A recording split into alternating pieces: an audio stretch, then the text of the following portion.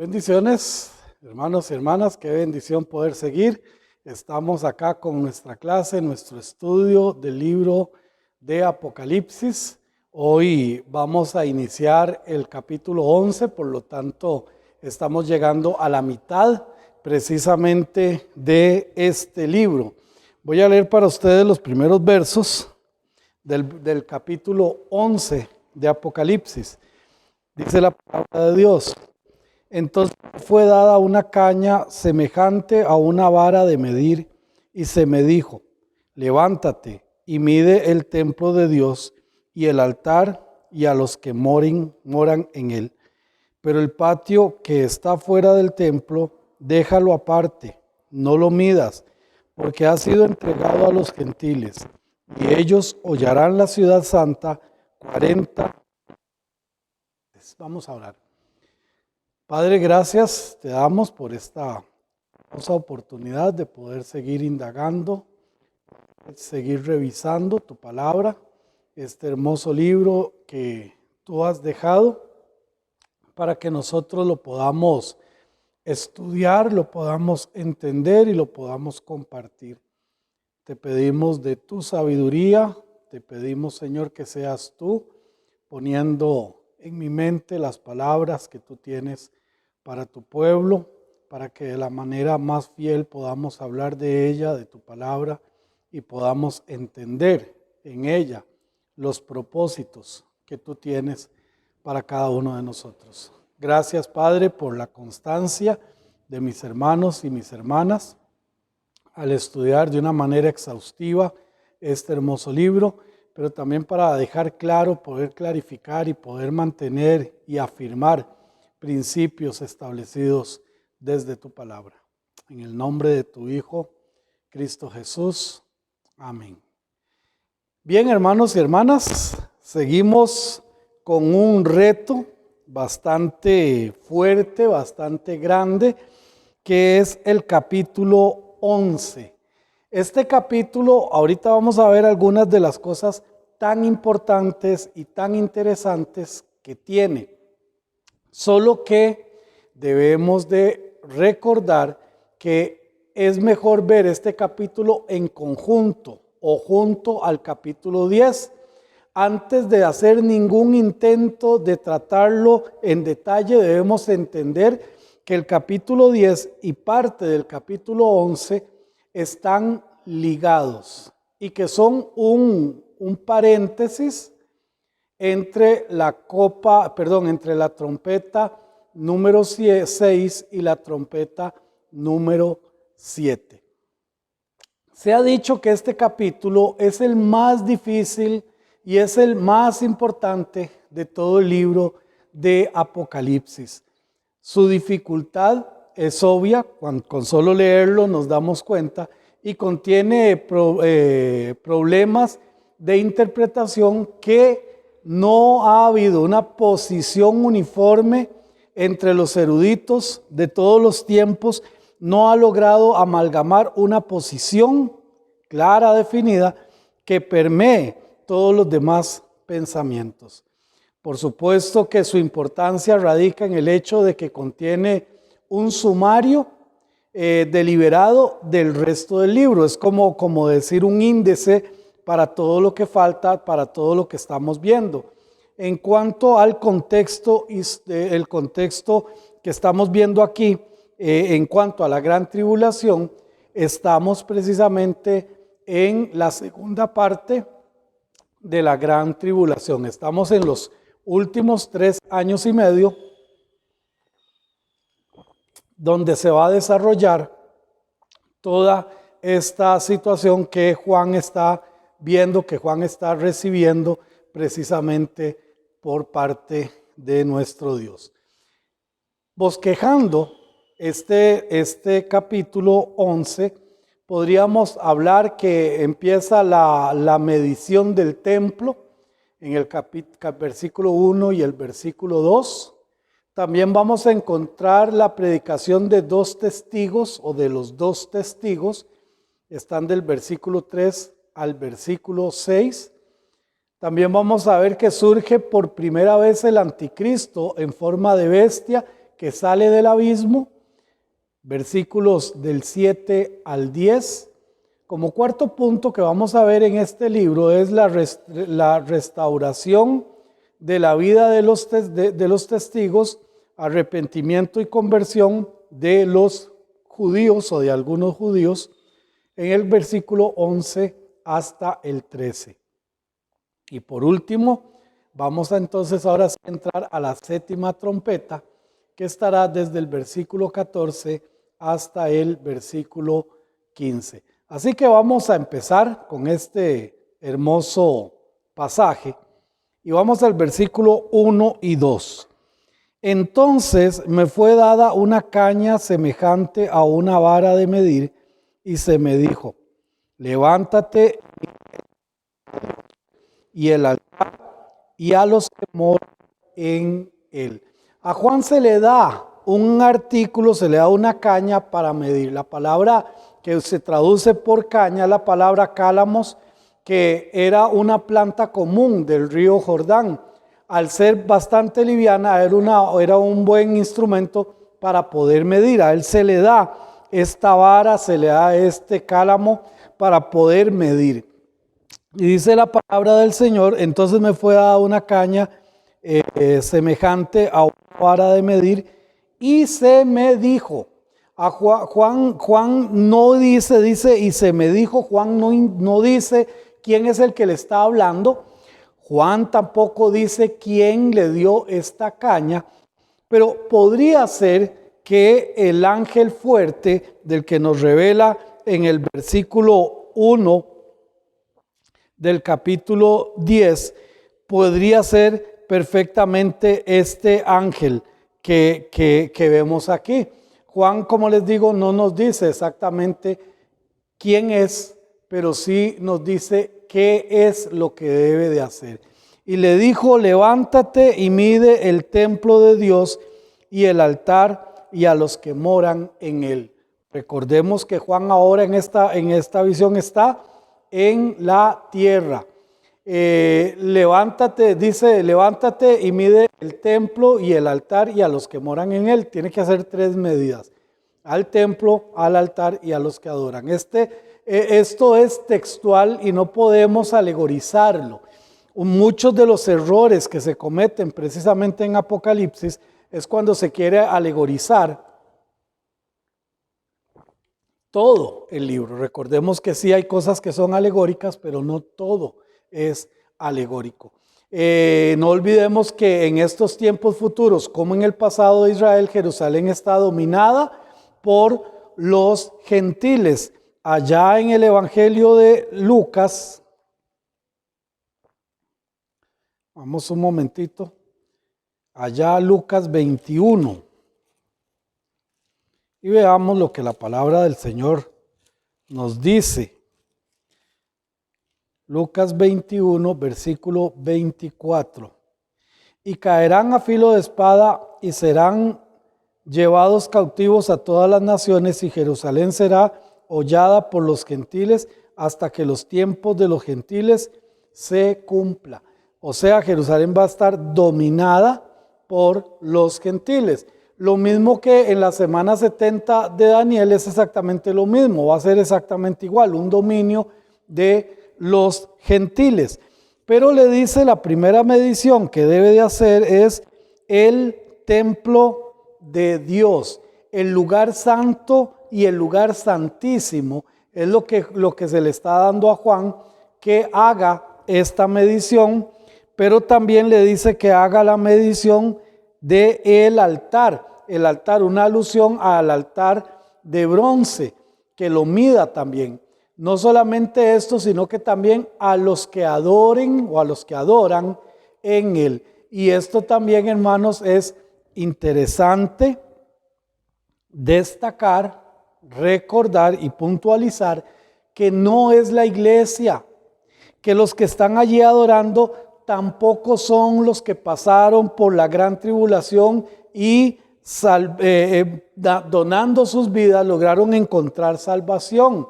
No podemos, como les digo, alegorizar y decir, bueno, estos que están adorando son los hijos de Dios que todos los tiempos. No, absolutamente No podemos alegorizar, ya que esto estaría perdiendo el contexto real del capítulo 10 y del capítulo 11. Cuando habla el templo, es el templo judío en Jerusalén, no la habitación de Dios, como también se le reconoce cuando se habla de el templo de Dios, no como la habitación de Dios para los judíos, sino como un lugar geográfico establecido que es el templo. Los que están adorando entonces son una representación de un futuro remanente santo de Israel que adorará a Dios en el templo. Ese templo que va a ser reconstruido o que debe de ser reconstruido, por lo tanto estamos hablando de el futuro, cuando estemos allí en el tiempo de la gran tribulación. Algunos judíos van a creer en Cristo y van a estar adorando precisamente en ese templo para poder entenderlo de esta manera.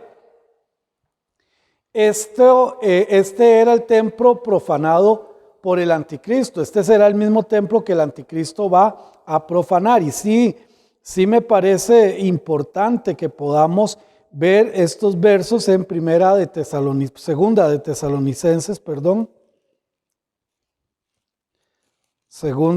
Tesalonicenses, capítulo 2, verso 4.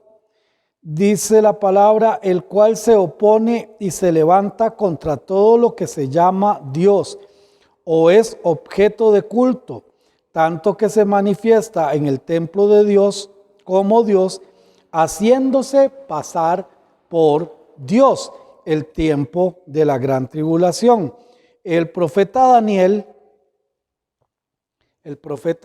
en el capítulo 9, el verso 27, narra lo siguiente.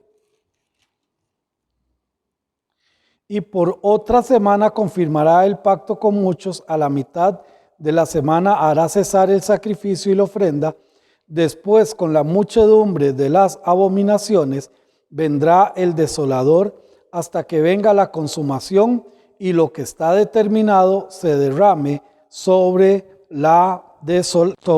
el desolador.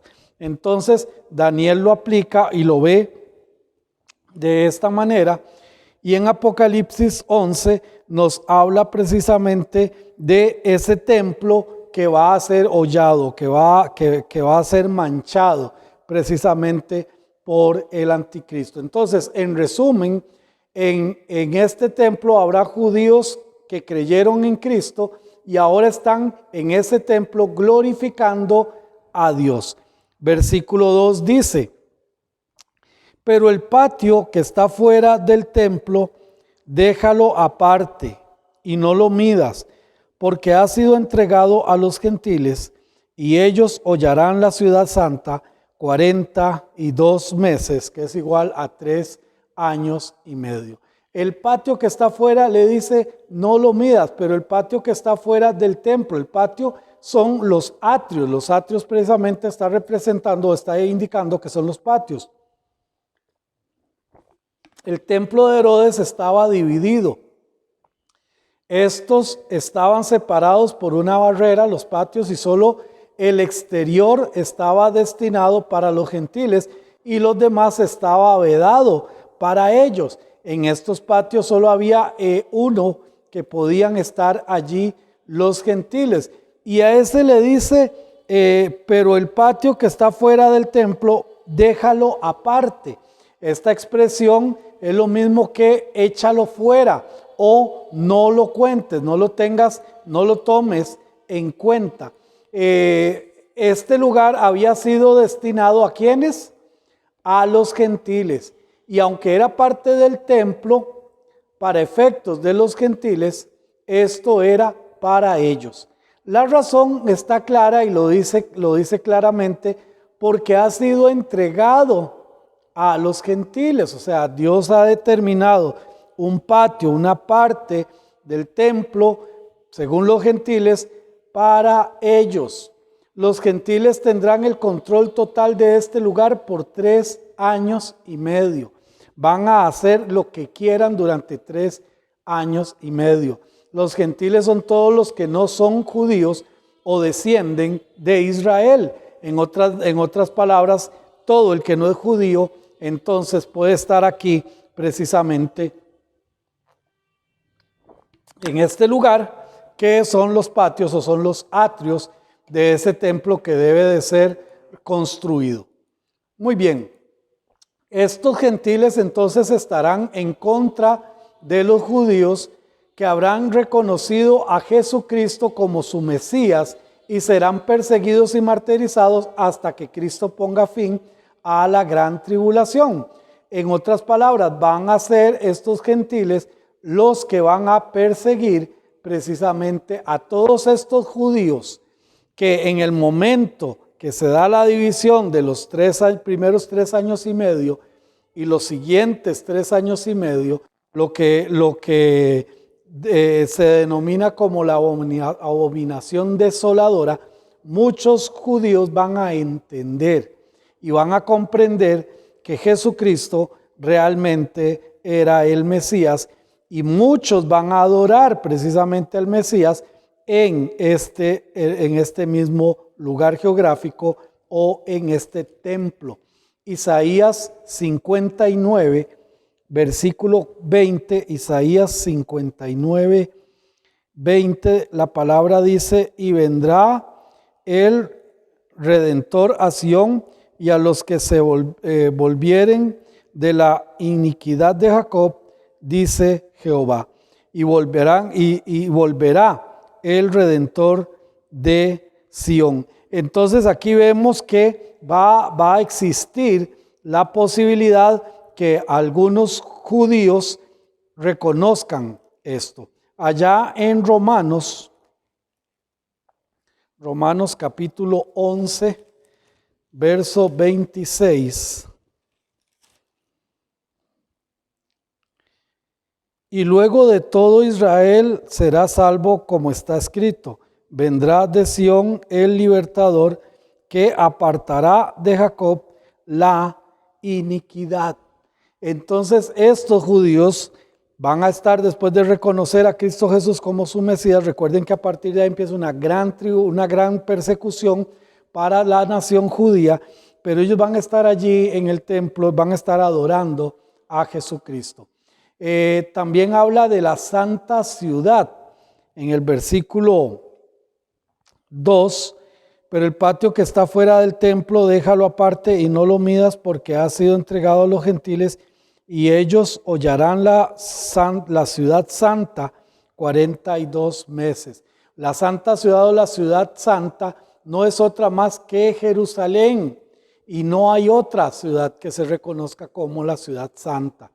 Es donde se están dando estos acontecimientos que estamos viendo que van a ser en la segunda parte de la gran tribulación.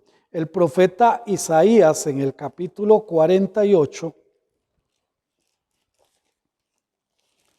Isaías capítulo 48, versículo 2, porque de la santa ciudad se nombran y es el Dios de Israel, y en el Dios de Israel confían. Su nombre es Jehová de los ejércitos. Esta santa ciudad entonces se está refiriendo precisamente de esta forma a Dios mismo.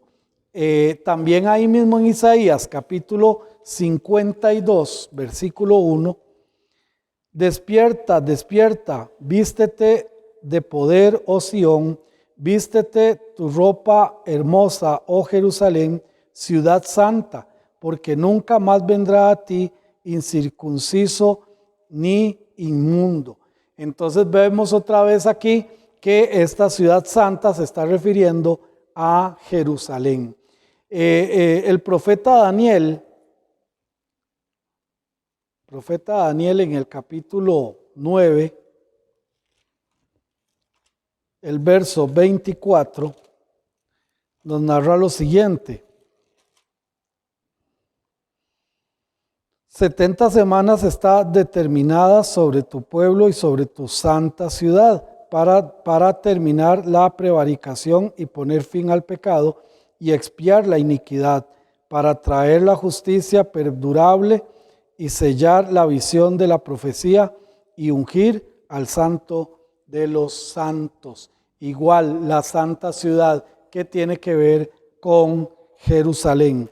Y por último, vamos un segundo a el Evangelio de Mateo para verlo también registrado en Mateo capítulo 4.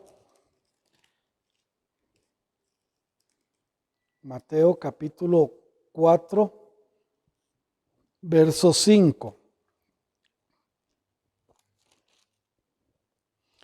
Entonces el diablo le llevó a la santa ciudad y le puso sobre el pináculo del templo. Igual, otra vez, la santa ciudad refiriéndose a Jerusalén. Por último, Mateo 27, verso 53.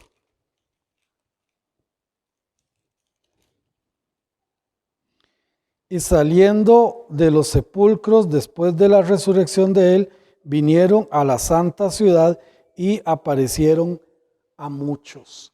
Entonces esta santa ciudad es precisamente donde se están dando estos acontecimientos, es en Israel, es en Jerusalén. No hay precisamente otra. Para clarificar en Apocalipsis se menciona la santa ciudad en dos aspectos importantes, como la Nueva Jerusalén o la Jerusalén celestial. Eso lo podemos ver, vamos solamente a una cita, Apocalipsis 21. Apocalipsis.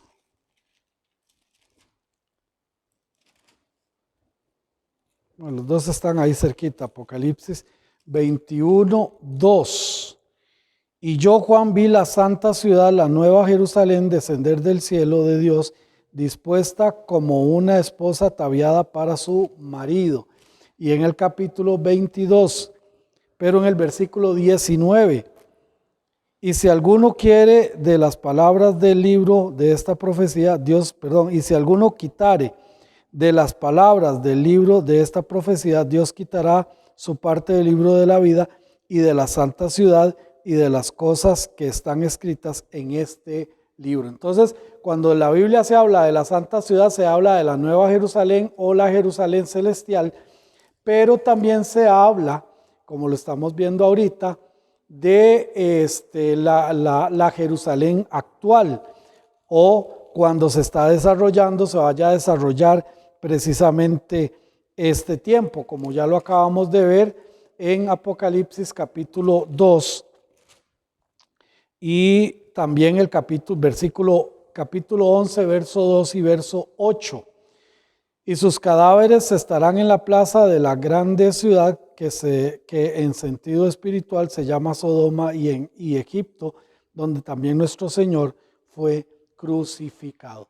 Entonces vemos dos significados o dos aplicaciones a la santa ciudad, la Nueva Jerusalén o la Jerusalén espiritual o la actual Jerusalén. Cristo habló de esta ciudad terrenal, por ejemplo, refiriéndose a la ciudad santa, pero de la forma a esta ciudad terrenal en Lucas 21, 24. Y caerán a filo de espada y serán llevados cautivos a todas las naciones, y Jerusalén será hollada por los gentiles hasta que los tiempos de los gentiles se cumpla. Hasta que los tiempos de los gentiles se cumpla. Muy bien.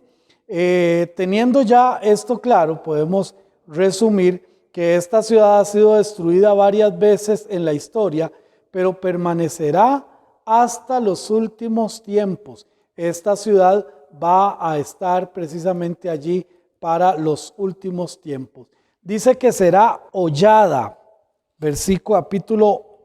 capítulo 11, verso 2, pero el patio que está fuera del templo, déjalo aparte y no lo midas, porque ha sido entregado a los gentiles, y ellos hollarán la ciudad santa 42 meses. Esto hollar es pisotear, 42 meses. En el capítulo 13 de Apocalipsis, versículo 5, dice lo siguiente: también se le dio boca que hablara grandes cosas y blasfemias, y se le dio autoridad para actuar 42 meses. Estos 42 meses son los mismos 1260 días que vemos en el capítulo 12 de Apocalipsis, verso 6. Y la mujer huyó al desierto, donde tiene lugar preparado por Dios, para que allí la sustente por 1270 días. 1200, perdón. Leo nuevamente. Por 1260 días. Estos 1260 días es un tiempo, Daniel nos lo presenta como un tiempo, tiempos y la mitad de un tiempo. Un tiempo singular, tiempos dos y la mitad de un tiempo. Se está refiriendo exactamente al mismo periodo de tiempo. Allá en Daniel, capítulo 7, Daniel 7:25. Y hablará palabras contra el Altísimo, y los santos del Altísimo quebrantará, y pensará en cambiar los tiempos, y la ley serán entregados en su mano hasta tiempo, tiempos y la mitad de y medio tiempo.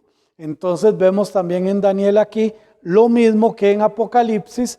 Por razones de tiempo no lo vamos a leer, pero nos está hablando en todo, nos está hablando que estos 42 meses o 1260, recordando que el año judío es de 360 días, entonces nos da un promedio de 3 años y medio.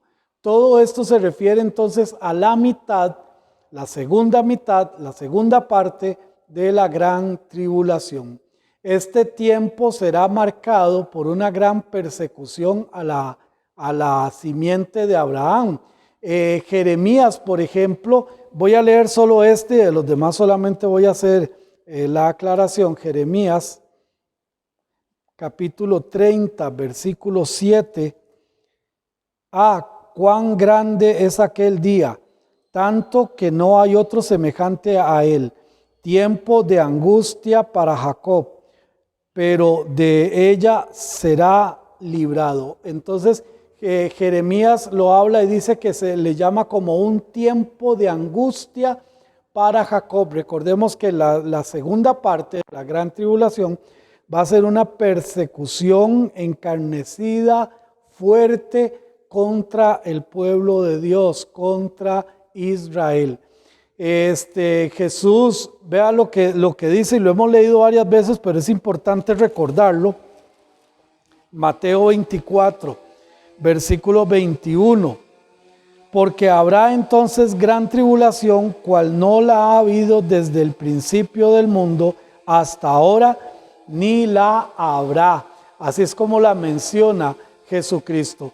Durante entonces 3 años y medio, la ciudad estará bajo el dominio de los gentiles y será terrible para los gentiles. Daniel la llama como la abominación desoladora. Segunda de Tesalonicenses habla de el hombre del pecado se sentará en el templo y se hará pasar por Dios. Este es el anticristo. Esta mitad de la gran tribulación será funesta para los gentiles y por supuesto para toda la población que esté en el mundo. Un pacto donde el anticristo toma preeminencia en el mundo y luego él mismo lo rompe. Con esto inicia precisamente los 3 años y medio de la gran tribulación. Ya casi para ir terminando, yo sé que no hemos avanzado mucho, pero es importante que nos quede claro esto. Vamos a Daniel capítulo 8, versículo 10, Daniel 8, del 10 al 15. Y se engrandeció hasta el ejército del cielo, y parte del ejército y de las estrellas echó por tierra y las pisoteó. Aún se engrandeció contra el príncipe de los ejércitos, y por él fue quitado el continuo sacrificio, y el lugar de su santuario fue echado por tierra. Y a causa de la prevaricación le fue entregado el ejército junto con el continuo sacrificio, y echó por tierra la verdad, e hizo cuanto quiso y prosperó. Entonces oí a un santo que hablaba, y otro de los santos preguntó a aquel que hablaba: ¿hasta cuánto durará la visión del continuo sacrificio y la prevaricación asoladora, entregando el santuario y el ejército para ser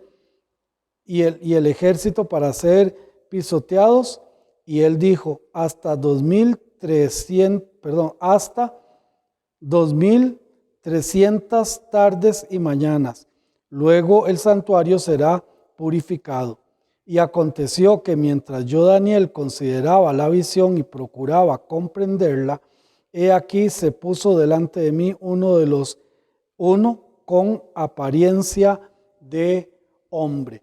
Esto se está refiriendo precisamente a ese tiempo de la gran tribulación.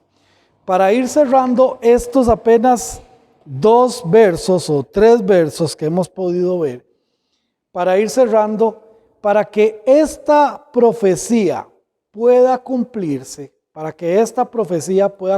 tenemos que tener varias cosas. Primero, tenemos que tener un país llamado Israel. También en ese lugar, en ese país, debería existir un lugar en él que se llame Jerusalén. Y por último, un templo donde se hagan los sacrificios. De estos 3 puntos determinantes para el tiempo de la gran tribulación, tenemos un país llamado Israel. Tenemos en Israel un lugar llamado Jerusalén. Y solo está haciendo falta el templo para hacer los sacrificios. Eso es todo lo que hace falta. Yo quiero decirte que ya el pueblo de Israel ha venido trabajando precisamente para poder tener ese templo levantado, ese templo establecido donde tiene que estar. Así que el tiempo está cerca. Depende de cada uno de nosotros en este periodo histórico donde vamos a estar. Si el Señor viniera hoy, ¿te quedarías en la gran tribulación? ¿Te irías con el Señor? ¿Tienes ya a Cristo Jesús en tu corazón? ¿Le has entregado su vida a Él? Son preguntas determinantes para este tiempo del fin tan importante, tan fuerte, precisamente para este mundo. Y particularmente ese tiempo de la gran tribulación tan fuerte para el pueblo de Israel. La decisión se toma aquí, en esta vida, y yo te aconsejo que tomes la decisión ahora de aceptar a Cristo Jesús y poder librarte de todas estas cosas que van a acontecer en el futuro. Vamos a tener una oración y la próxima grabación, el próximo estudio, vamos a continuar con los 2 testigos de los que nos habla precisamente Apocalipsis 11. Padre, gracias por tu palabra, gracias porque cada día se va cumpliendo el tiempo para que podamos disfrutar de tu venida, de tu regreso. Y digo disfrutar nosotros los que somos tus hijos, los que te hemos aceptado. Pero yo sé que va a ser un tiempo muy, pero muy duro para toda la población que quede en este mundo, que no te haya recibido como su Salvador, como su Señor. Ayúdanos a ser testigos fieles de esta gran verdad y permite, mi buen Dios, que podamos entregar este mensaje de salvación a cada una de las personas que tengamos cerca de nosotros. Si hay alguien, mi buen Dios, que está escuchando esta grabación, que está siguiendo este estudio y no te ha conocido, no le ha entregado su vida a ti, Señor, yo te pido que tú, Padre, le ayudes, que esta persona pueda sincerarse contigo, Señor, pueda abrir su corazón y pueda reconocerte a ti como Señor y como Salvador. Gracias, Padre, en el nombre de tu Hijo Cristo Jesús. Amén. Que el Señor les continúe bendiciendo.